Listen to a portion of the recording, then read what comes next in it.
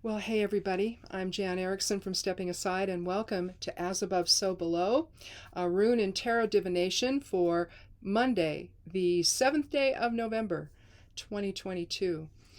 Well, lots of things happening in the next 24 hours. Right now, we're technically in maiden moon, the maiden phase of the full moon tomorrow.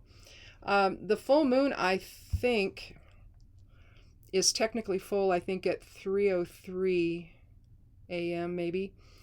It's different on my ephemeris than on my astrology software. It's usually a couple minutes off. So I think the one I have, though, I'm using is the one from uh, the uh, uh, the astrology software.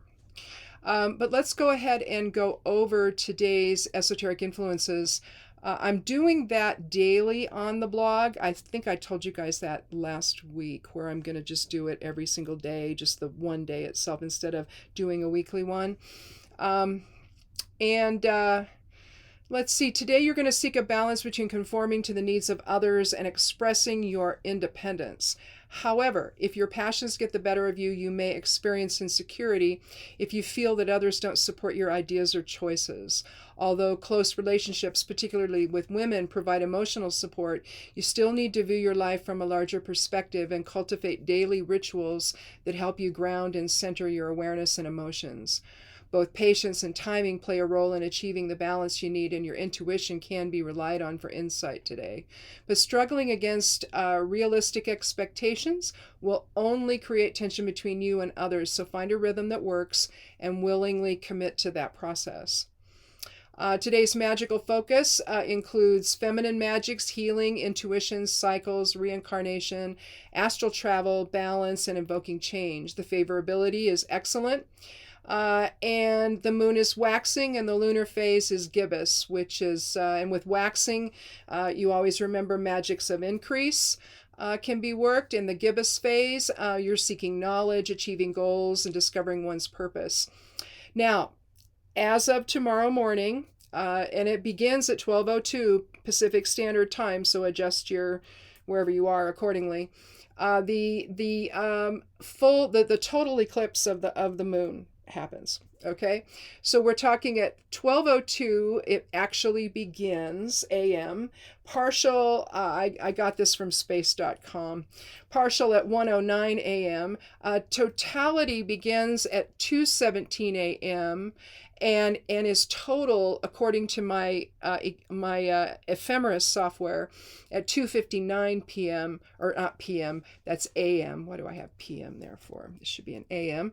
Pacific Standard Time, and ends at and then totality itself again 2:17, 2:59 total, and the totality part of it ends at 3:42 a.m. Pacific Standard Time. Partial ends at 4:49 a.m. and then the moon sets at 5:50 a.m. So that's the whole. It starts at 12:02 and until the moon sets at 5:50 a.m. I'm not going to stay up for that because I woke up for some unknown reason at 3 a.m. and I have not been able to go back to sleep. So anyway, I'll probably be completely out by that time, so I'm not doing it. But we're not going to have another one like this, I guess, for what, 3 more years or some such thing. So if you can do it, I say do it. Go out and look at it, because it's going to be pretty. It's supposed to be a blood moon, and so have some fun with it if you want. Today, in fact, Degas was actually one of the runes. Degas and Rubius were the runes that I had when I did the interpretation for today's esoteric influences, and so we're going to align with that. Degas is an interesting experience. You could do a Degas ritual at the time of totality with the eclipse, where you're literally standing on the precipice of one period ending and a new one beginning, it coming into totality and leaving, and then defining that any way you want to. But Degas means new day, and again, you're really you can draw this on the ground, either actually draw it or visually in visualize it on the ground, and then stand in the center of it to experience that energy. The same is also true for equinoxes. You can use this as well. But Dagaz is, again, you're really letting one period end and a new one beginning, or something that's been going on is coming to a close and you're ready to go off in another direction. So let's take a look, though, at what the Geomancy runes have to say.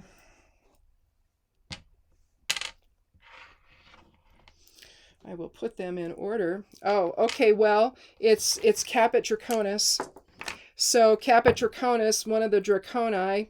Caput represents the north node of the moon. That's conjunctio. There's Caput. And Kata represents the south node, and so Kata would be past life. It would be karma, things like that. Or it could just be past. Doesn't have to necessarily be past life, although it can be. But Caput Draconis is about new beginnings, and again, on the threshold of something new. It's known as the head of the dragon, whereas Kata is known as the tail of the dragon. So it just reinforces the idea that we're on the precipice of something maybe extraordinary happening. That you don't expect, maybe, or maybe you do, and you're finally seeing something come to fruition, and you're ready to start a new path, maybe. It would be like leaving one job for another, or deciding to up the ante by going and taking classes at the college, or some kind of a trade program or something where you're trying to gain some more skills where you can get another job. But something is about to happen in your life that signals something new, a new day.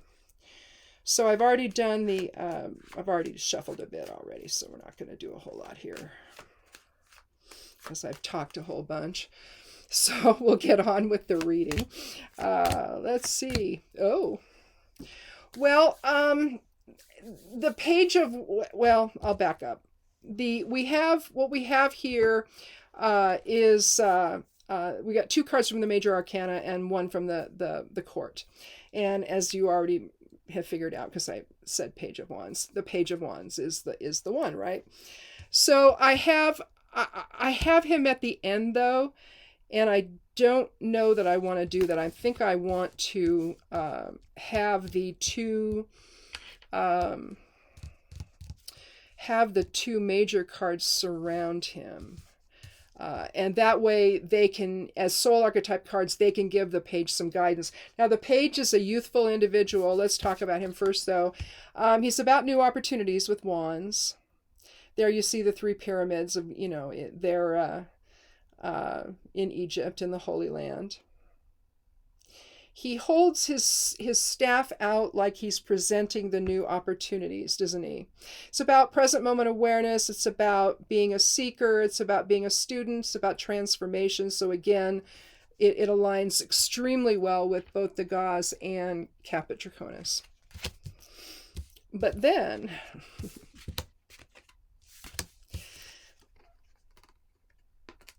we have Temperance and the Emperor. Well, actually it goes this way.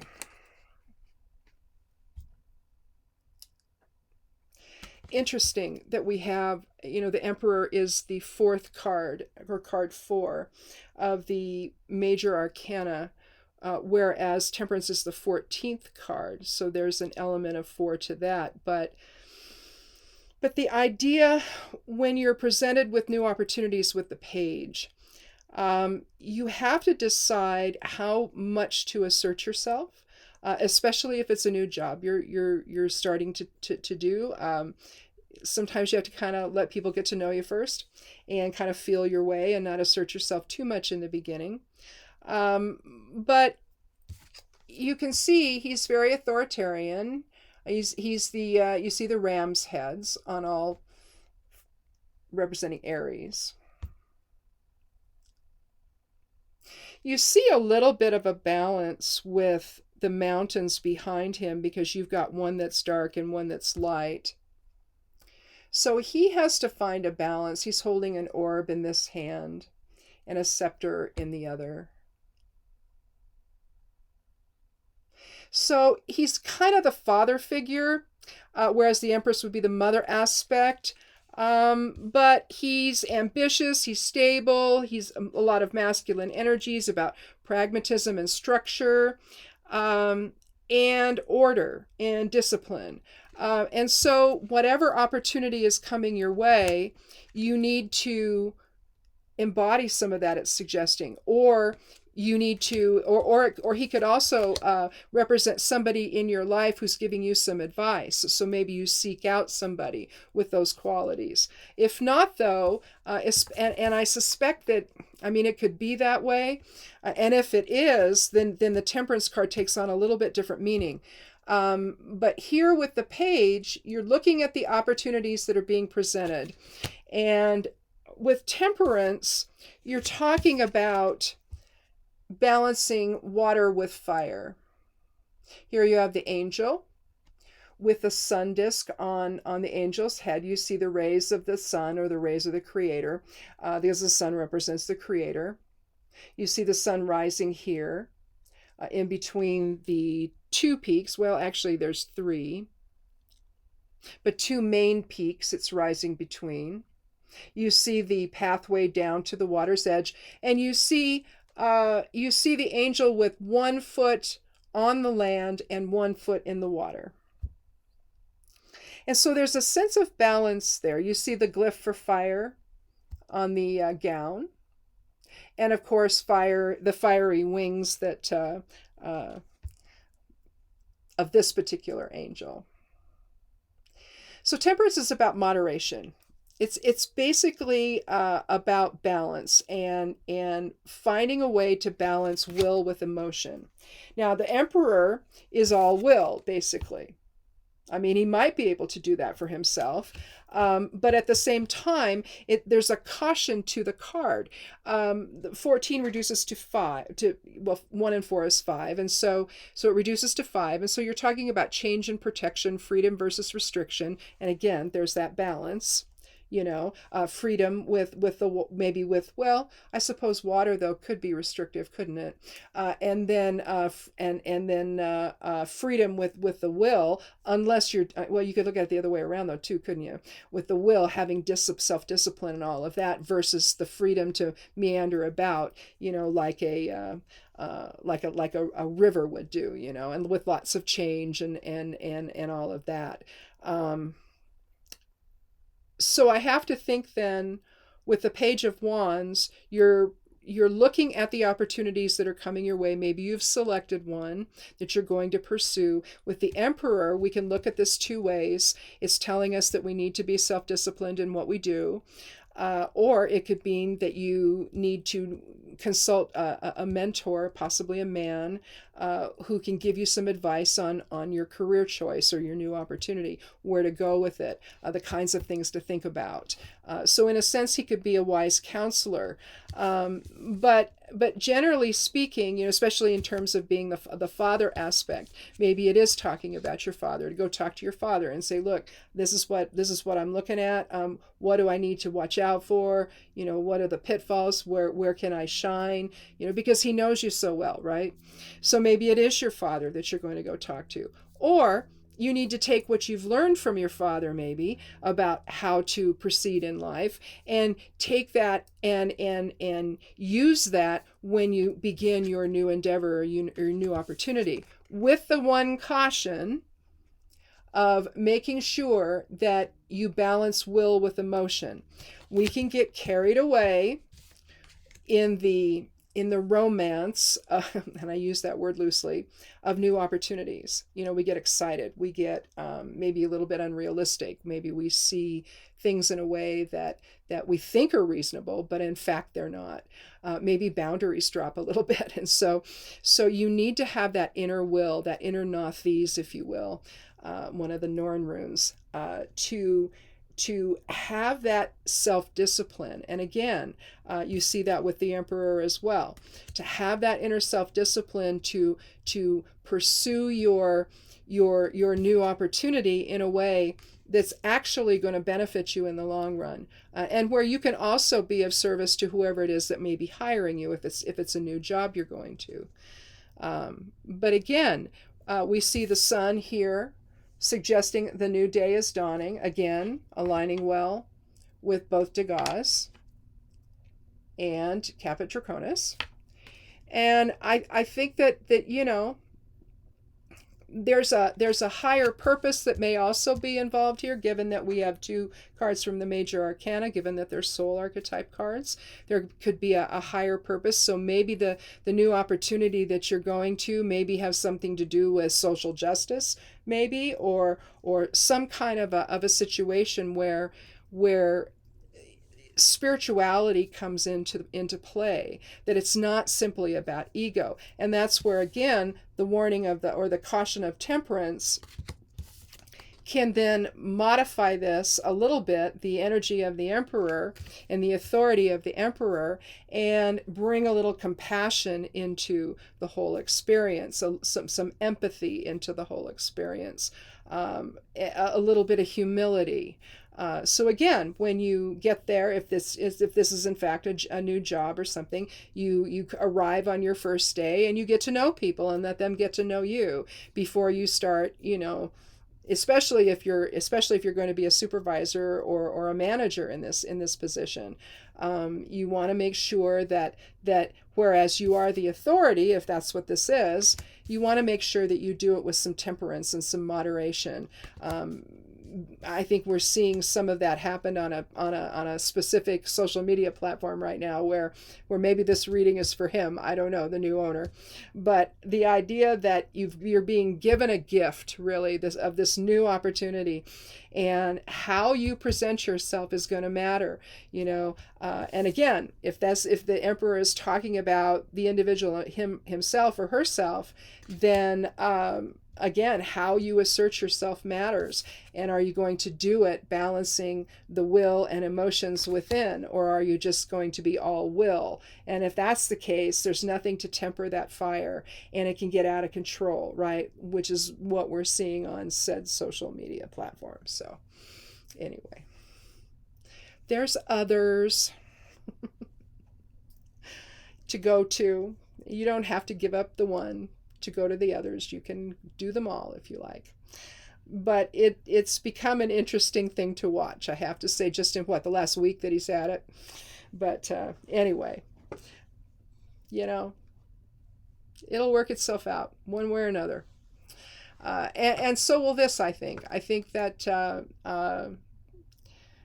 again, we get excited about the new opportunity, and maybe we forget to temper some of that and express ourselves in a way that remembers, hey, we're the new kid on the block, But it doesn't mean that you can't at some point, once you see the lay of the land, once you see how things are, to then start offering your own solutions and your own opinions and expressing your own views and all of that. At that point, they'll be a whole lot more welcome. That's the temperance side of things, I think. Knowing what you have, and not throwing the baby out with the bathwater, or all the employees, or what have you. You know what I'm saying? You don't want to live at extremes, especially when you're trying to figure out what it is that's going on and what you've either purchased, what business you've purchased, or maybe what new opportunity you're going to be going into. And again, if it's something where you're the person that's going to be an authority, balancing will with emotion can really make or break, can be the thing that makes or breaks your whole experience, and whether or not people are going to accept you into the group, or accept you as the new boss. So anyway, it's kind of interesting. I don't think we need another card, though. And again, if this is your first time here, welcome, and click subscribe. I'd love you to do that. And if you haven't and you've been here for a while, I'd love you to go ahead and subscribe to the channel. We have a few new subscribers here over the last week or two. I don't mention names. I know some YouTube channels will do that. I don't do that because I want to respect people's privacy. I figure it's none of anyone's business what channel you subscribe to, so I just don't ever say. So, other than thank you. Thank you for doing that. I appreciate it. And give it a like. Apparently, the YouTube people like to see that as well. So it's like, okay, then please give it a like if you liked it.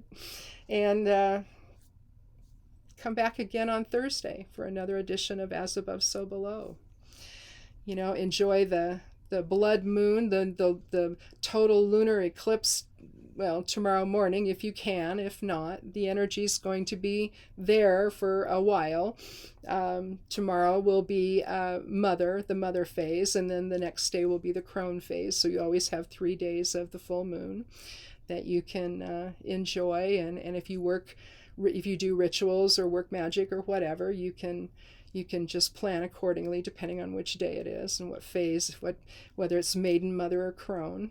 And anyway, come back again on Thursday for another edition of As Above, So Below. Be good to yourself, be good to one another, and blessed be.